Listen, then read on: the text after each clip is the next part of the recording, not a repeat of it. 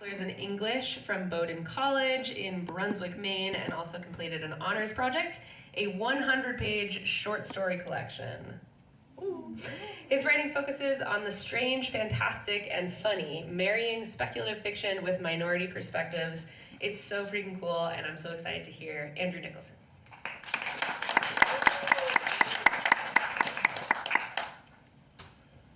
Good evening, everyone. Thank you very much for the introduction. And first off, I'm going to falsify my own advertising by reading a poem that I read instead of any fiction. This one is called "It's Like a Warm Feeling in Your Stomach While You Drive Home Like You Just Ate Light." I used to dine, quite finely I might add, on fire. A bonfire, to be precise. The height of a man in lichen width, stern, strapping logs and long, long licks of flame, and beautiful, brilliant eyes. Fire is fickle, and I remember keeping embers in my stomach, feed the flame to feel the warmth. Again and again, memories pour. Blow and gust with air to keep them flickering even down to the last gasp of ash. So, feed me on fluorescence, bioluminescence, halogen, neon, leave on a porch light, or just a bug zapper. Set an oil lamp for a sailor in the window, candlelight and lamplight. Blackout, black light. Fire's hot until it's cool, but 100 little lights will always do. Thank you. And now I'm gonna play into my own advertising with a fiction piece. This one will be familiar to some who have heard it before, but it is called Table Manners. "I just need to know you're taking this seriously," he said. "Of course I am taking this seriously." I adjusted my tie, gently combed my hair with the edge of a hand, and I was. The title of my business didn't lie. 282-564-4437, Monsters Are Real. All right. He took a deep breath, fingers hovering over the elevator buttons. 3 were missing. His fingers, not the buttons. They were wrapped in shaky strips of gauze stained with his own blood. I'd insisted on shaking that hand. I'd felt the ragged stumps beneath. Sure felt like tooth marks to me. With a wince, he thumbed the button for the 16th floor. I noticed his hesitation to touch it slick with the oils of other humans' fingers. He owned the building. It didn't seem so. The elevator ground up slowly, the man shifting foot to foot. He was not handsome, but I wouldn't have turned up my nose at him. He had meaty cheeks, a round belly, corn silk hair. A delicious little man. As we rode, he kept muttering, circling and nipping at the same phrase. Shucked off his skin like a jacket. Shucked it off just like a jacket. A sleepy ding announced our arrival. The doors, like 2 great flat square terlicorae, opened, disgorging the 2 of us into the tight, dingy hall. The apartment was at the very end. Its door, improperly hung, offered a slight glimpse beyond. Living detritus, flickers of color. The man pounded upon the door with his fist, and when no answer came, produced a key from his pockets and locked it himself. "Boy," he declared. His voice was loud now. Did he have this courage when he last entered? I find it hard to imagine. "Get out here, boy, or whatever you are. You think you scare me? Show your face." Here, he turned to look at me. I raised my voice and called, "Come out." A door at the back of the apartment creaked open. From within emerged a young man, skin clay brown, hair in twists that fell about his face, shading his eyes. There was a hateful look in them, aimed right at the man between us. "I got back up now." He hooked a thumb over his shoulder at me. "He's gonna chew you up and spit you out, boy. Go on, show him what you are." "I hear you have some real bad manners, son." The boy met my gaze, his eyes widened. "You ripped your skin off in front of that man?" He nodded. "I see." I sighed, pulled the glasses off my face, set them down. have some more respect for yourself. Like this. I sank my fingers into the skin over my sternum, pulled to either side and parted it. The muzzle beneath was dark, slick. The man turned, his face falling as I pulled off my skin and folded it neatly. It's about presentation, I said as I slipped the pin-straight hair off my head and let the wild steel wool coarse and curly stuff beneath out. And another thing. Why didn't you finish your meal? The boy, halfway through ripping off his own skin, slowed down, tried to mimic me. He ain't taste no good. Any good. I pulled the dull, blunt teeth from my mouth, a series of crunching cracks. The fangs came through after with a scissoring shake, sprouting like wildflowers from my gums. Speak properly, son. If you don't, how do you expect anyone to understand you? Okay, Pops. How old you think I am? I ain't your Pops. I ain't your son. Fine. The man between us tried to bolt, but I laid a hand upon his shoulder and he froze like a lamb before a lion. No more lecturing. But this time, clean your plate. Thank you.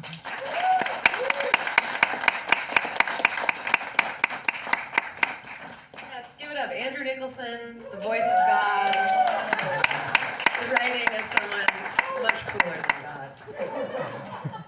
There's a lot of genre fiction representation in this program, and I love it. And there's a lot of great conversations about the difference between genre writing and literary writing and breaking that binary, the very false binary that already is. So yeah, thank you for contributing to that, Andrew. And let's see, finding things on my phone. Oh, actually, I don't need to find a bio for this next writer because, again, my friend Olivia Wood simply said, introduce me as a writer from Los Angeles, which is actually kind of a good intro for Olivia, who writes a lot about place and whose writing I also really love. So please welcome fiction writer Olivia Wood. Hi, everybody. Got some brand new writing for y'all tonight. New shit. New heat. Yeah.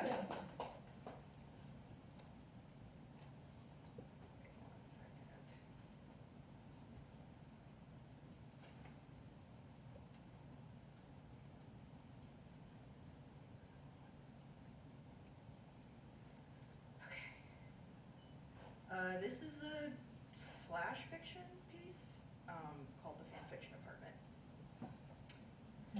When you signed the lease on the fan fiction apartment, you and your roommate also had to sign a special appendix, which made clear that by occupying the premises, you were making yourself vulnerable to floods, burglaries, vandalism, fires, power outages, busted water heaters, surprise babies, ghosts, insomnia, zombie apocalypses, sex pollen, food poisoning, electrocution, bigoted neighbors, prion diseases, and heartbreak. There was an additional appendix which told you never to open the hall closet, which has been painted shut. You and your roommate didn't sign this appendix. Instead, they gave you both a needle, and you pricked each other's fingers and smeared bloody X's on the page. What's on the bookshelf in the fanfiction apartment? X-Men comics, the complete works of Raymond Chandler, a waterlogged copy of Brideshead Revisited, a set of the Oblique Strategies. There's a record player, but just one record, a 78 RPM single of Billie Holiday's I'll Be Seeing You. The television only plays horror movies, soap operas, and porn, and doesn't have a remote control. Perhaps the remote is in the off-limits closet. Your circumstances in the fanfiction apartment are both abject and transcendent. The kitchen is minuscule, but full of delicious things. Mangoes, soft cheeses, fresh-baked baguettes, pancake batter, tangerines plump and begging to be peeled. The door to the bathroom doesn't close all the way, but for reasons you can't quite name, neither you nor your roommate have contacted the landlord about it. About once a month, one or the other of you will accidentally glimpse the other in the nude. When the sun comes up in the morning, it streams in through the big east-facing window in the living room and makes everything glow with beauty and potential. You must look away when your roommate walks into the living room every morning. You don't know what you'll do if you see them in that light. A few times a month, your roommate comes home from work covered in blood. You never ask, and they never offer you an explanation. Mutely, you join them by the kitchen sink to towel away the bloodstains and dress their injuries. You and your roommate go through Band-Aids the way other households go through toilet paper. You, for your part, are a college student. You are majoring in a subject. You have been in college for an amount of time. That's really all that matters. You don't actually see your roommate very often because they spend so much time at their job. You're not sure what their job is. They told you back when you moved in, but now you've forgotten. And in the brief moments when your paths crossed, your roommate never wants to talk about work. You think they must do something in an office because you often see them wearing slacks and a tie. But then some days they wear sweatpants and a fleece, or a set of turquoise scrubs, or a waxed canvas apron. They carry a briefcase, or an oxygen canister, or an artist portfolio, or a broadsword. A broadsword? Yes, it's there in your living room now, leaning up against the bookshelf, the opal in its hilt glinting like a dragon's eye. One morning you saw your roommate hurry out the door wearing a cheerleading uniform and carrying a pair of red and white pom-poms, but that might have been a Halloween costume. The broadsword isn't the only unusual object in the fan fiction apartment. Strange things tend to just show up one day, stay there for a while, perhaps migrate from one room to the other, and then disappear as modestly as they arrived. One day you came home from class to find a white grand piano blocking the door. You walked to the cafe down the street and did your homework there for 3 hours, and when you came back the piano was gone. Then there was the month in which an antique harpoon gun appeared ominously in the bathroom whenever you went to take a shower. No matter how much the bathroom steamed up, the harpoon gun remained frosty to the touch. For a while, there was a tiara that would show up in your bedroom every night at precisely 11 o'clock. You'd walk into the room, or roll over if you were already in bed, and there it would be, resting on the pillow like an engagement ring in a box. The tiara was made from a heavy, blackish metal that smelled vaguely of ash, and set with a dozen gems as clear as rainwater. One night, you put it on your head. At first, everything seemed fine, but then you began to hear a monstrous, inorganic buzzing sound, like a giant hydraulic cicada. The buzz got louder and louder, burrowing into your ears until you began screaming. Your roommate ran into your bedroom, tore the tiara off your head, and threw it out the window. Perhaps all these objects come from the forbidden hall closet. You raised this possibility to your roommate one night over pizza. Maybe if you took a peek in there, just once, you could stanch the flow of odd and potentially dangerous clutter. Your roommate gives you a dark look, which could mean anything from, don't break our lease, to, what's in the closet will kill you, to, I told you we should have ordered meat lovers instead of margarita. The next day, when your roommate leaves for work, you inspect the hall closet. You trace your fingers along its painted over seam. You jiggle its doorknob, dusty from disuse. You press your ear to the door. At first, you don't hear anything, but after a moment, you hear it. The buzzing, the sound you heard when you wore the tiara. It's muffled through the door, but it's unmistakably the same. Quickly, your hands shaking slightly, you retrieve the broadsword from the living room. You bring it back to the hall closet of the fanfiction apartment and run its tip around the seam of the door, scraping through the paint. Then you drop the sword, grasp the doorknob, and swing the closet door wide. Inside is a room you've never seen before. It looks a lot like your living room, except perhaps a bit emptier. There's a bookshelf, a television, a lamp, a rug, a couch. Someone is asleep on the couch. The buzzing sound is more audible now, and it gets louder with every step you take into the strange room. The person on the couch doesn't seem to be affected by it. In fact, the buzzing seems to be originating in some way from them. There's an object in each of the sleeping person's hands. One is a smartphone. The other you can't quite make out. You get closer. The buzzing gets louder. Finally, you get close enough to pull the unknown object from the sleeper's hands. You hold it up to the circle of light given off by the floor lamp. The object is smooth and cylindrical, and it buzzes and buzzes in your grasp like a living thing. There's movement from the couch. The sleeper has awoken and is sitting up and looking at you with leery-eyed fear. Who the fuck are you? I say. And can you give me back my vibrator?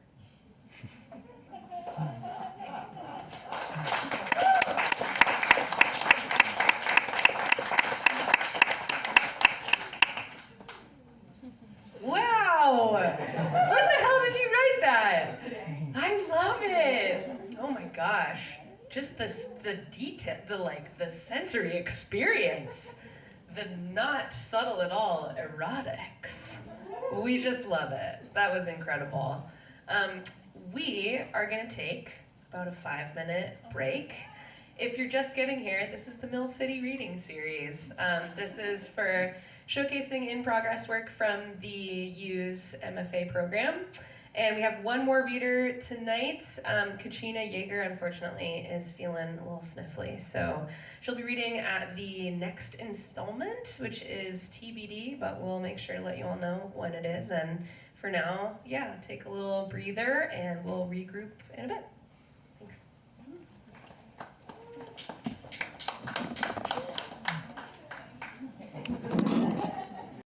Welcome back, Mill City Reading. This is, by the way, the last installment of this reading for the semester. We'll have 3 more next semester, and dates are forthcoming for that. So it'll be a really good time. I hope we can see all of you again, and thanks for coming out tonight. And we have one more fabulous reader. I'm like calling all of these people my friends because they actually are my friends. My friend, Sandra, is reading next, and Sandra Del Rio Madrigal is a current creative writing MFA candidate in poetry at the University of Minnesota Twin Cities. So we have a poet to round things out tonight. Yes. Originally from Salt Lake City, Utah, Sandra received her Bachelor of Arts in English, Ethnic Studies, and Latin American Studies at the University of Utah. Her work investigates topics like the otherworldly, the supernatural, femininity, Latinidad, migration politics, and transnational feminism. Sandra's poetry and short stories, she's also a great fiction writer, have appeared in journals and anthologies like Frontiers, a Journal of Women's Studies, Migratory Monsters, Lake Worlds, Volume 2, and Torrey House Press's In the Garden, community storytelling on food, ecology, and place. And I can't wait to hear what she reads. It's Sandra.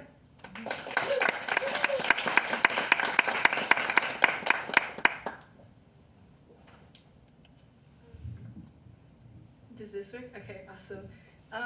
Yeah, it's like an absolute honor to like round things out, like ending the things, especially after going after such wonderful like writers. I am such a big fan of both of you guys. So thank you for allowing me to read alongside Andrew and Olivia. I'll move this here because I have anxiety. Okay, awesome. So the first poem I'm reading is actually part of a video poem that I'm working on. I'm from Salt Lake City, Utah, and the Great Salt Lake, which I live 20 minutes away from, is currently dying. And I recently moved here over the summer, and I'm freaking out because there are lakes everywhere, and that's been quite an overwhelming experience, actually. And so this poem I sort of wrote in response to that. So this is Lake Poem. 1. Antelope Island. I know not of brine nor of bison, and here we are still, laid across a bank, an expanse to heave the end near. We mourn, hold vigils. I am present in all because I understand I must grieve water, when I am rarely thankful for moistness touching my lips. I melt, flow at the beckon of a stream. I flower for it. Is this where gratitude begins, where I bend and greet a puddle from behind, feel surprise grow at my hands as we make our way to severance? Is this what gratitude is all about, feeling better about the ends? I hold you in my cupped palms as if I were a child, except this time I don't move to drink. I hear the others yell to stop. There could be poison in the water. Yes, I heard the arsenic would be bonding itself to our lungs any day now, the entire country aware of our slow deaths coming up from behind us, as if we never had the chance to look back.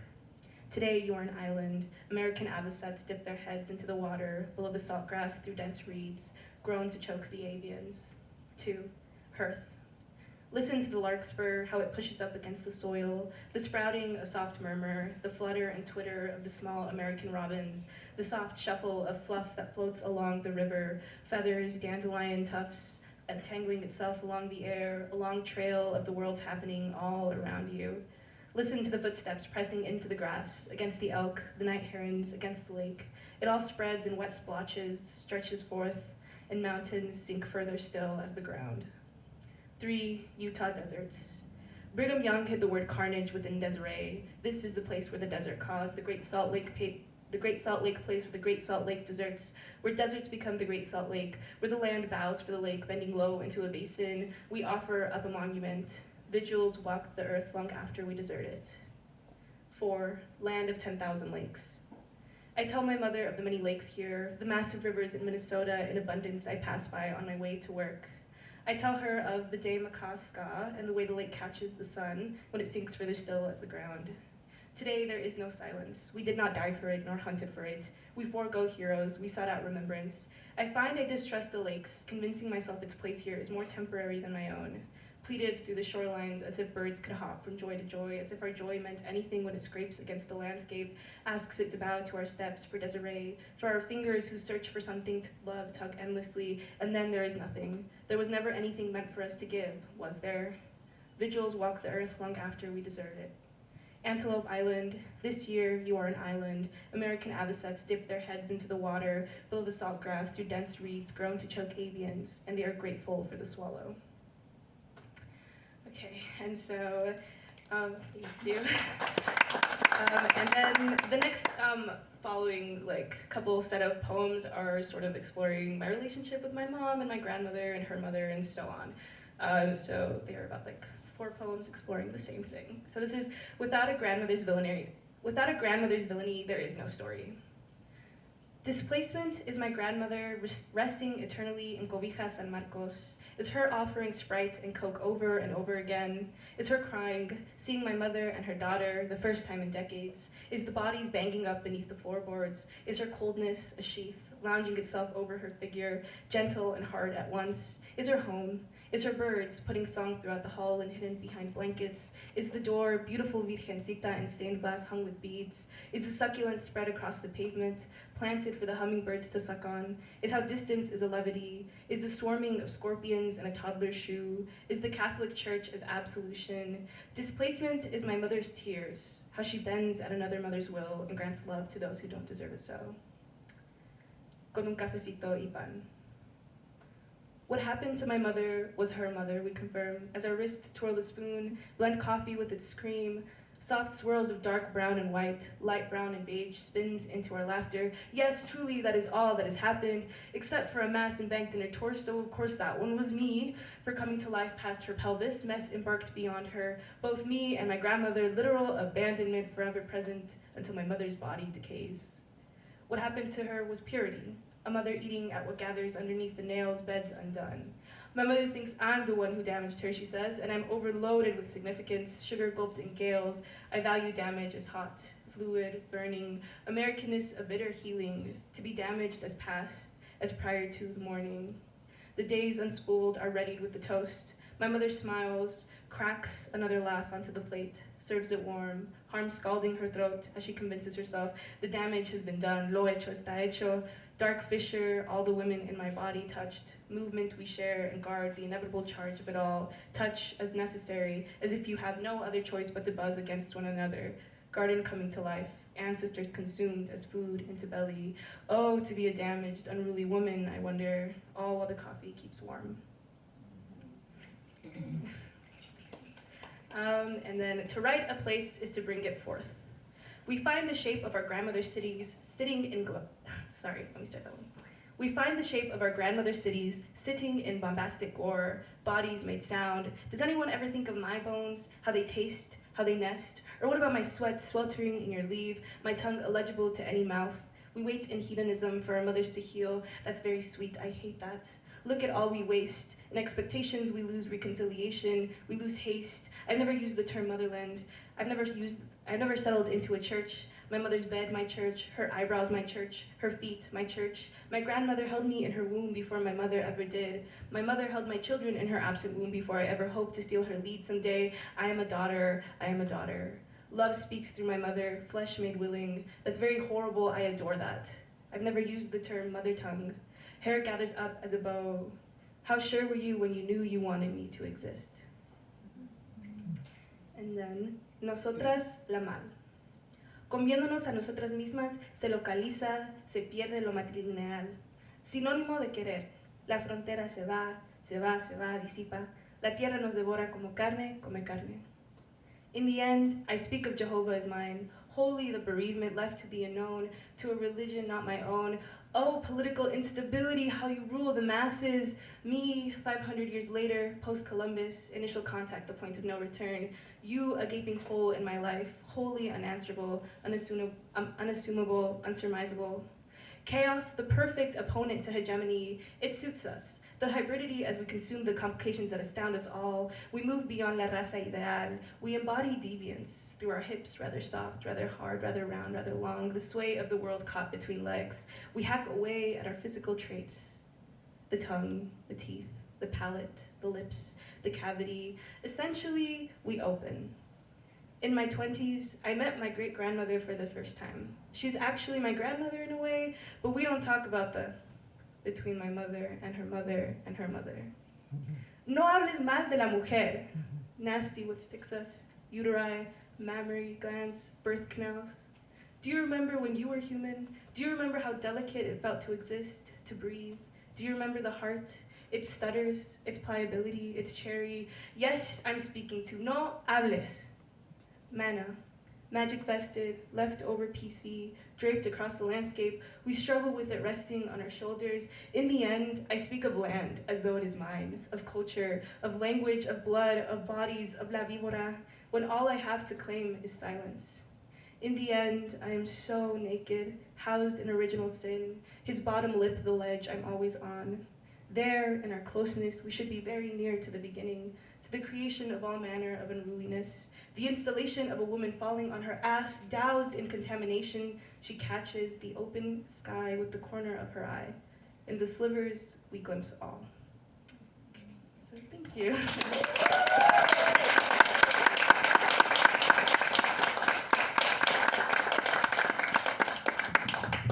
That was so fucking good.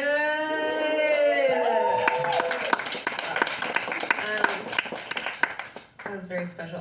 We have like a shared drive for one of our classes where we turn in our assignments, and sometimes I snoop into it, even if someone's not in my workshop group, because I just like their writing, and I read Sandra's sometimes.